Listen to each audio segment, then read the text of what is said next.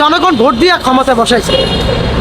প্রত্যেকটা দেশের জনগণ আমার বয়সে এই যে নির্বাচন রয়েছে সুষ্ঠু নির্বাচন, আমার বয়সে এরকম নির্বাচন আমি দেখি নাই। ভোট কেন্দ্রে ভোটাররা ভোট কেন্দ্রে দিয়ে ভোট দিচ্ছে, যাকে ভালো লাগছে তাকেই ভোট দিচ্ছে।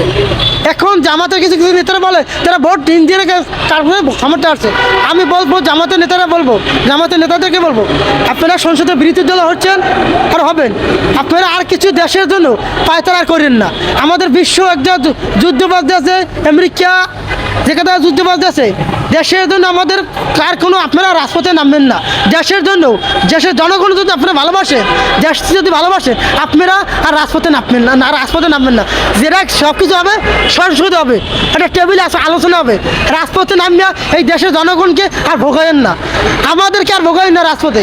আপনারা সরকারকে, আপনারা বিরোধী দল হয়েছেন, এখন সরকারকে সাহায্য করে সুন্দর মতন দেশটাকে গড়ে তোলেন। এর সাথে আপনারাও, আমরা দেশের 18 কোটি মানুষ, আপনাদেরকেও আমরা সাপোর্ট করব।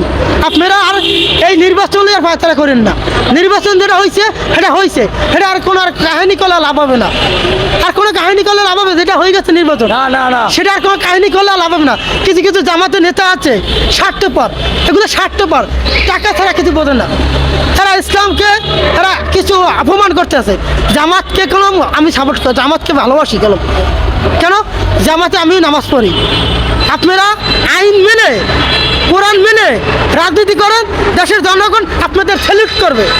আপনারা আইন মেনে, কোরআন মেনে রাজনীতি করেন, এইসব সংসদে যান, বিরোধী দল হয়েছেন, সরকারকে সাহায্য করেন, আপনারা সংসদে আলাপ করেন, দেশের জনগণ আপনাদেরকে সাহায্য করবে। আর আপনারা মনে করবেন রাজপথে নামবেন, নির্বাচন হওয়ার পর যদি সংসদে বিরোধী দল হয়েছেন, রাজি হয়েছেন, এবার যদি রাজপথে নামেন, দেশের জনগণগুলো আপনাদের কাছ থেকে মুখ ফুরিয়ে নেবে।